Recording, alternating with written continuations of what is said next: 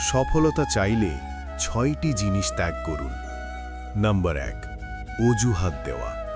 যারা সবসময় ব্যর্থতার জন্য অজুহাত খোঁজে তারা এগোতে পারে না। সফল মানুষরা অজুহাত নয়, সমাধান খোঁজে। নাম্বার 2, অলসতা। অলসতা সফলতার সবচেয়ে বড় শত্রু।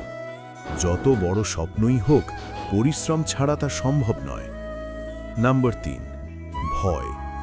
ব্যর্থতার ভয় অনেককে শুরুই করতে দেয় না। মনে রাখবেন, ভুল থেকেই শেখা যায়। নাম্বার 4, নেতিবাচক চিন্তা।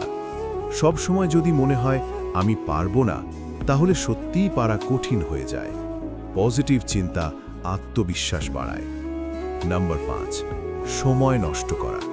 অপ্রয়োজনীয় সোশ্যাল মিডিয়া বা কাজ ফেলে রাখার অভ্যেস সফলতার পথে বাধা। সময়ের সঠিক ব্যবহার খুব গুরুত্বপূর্ণ। নাম্বার 6, অন্যকে দোষ দেওয়া।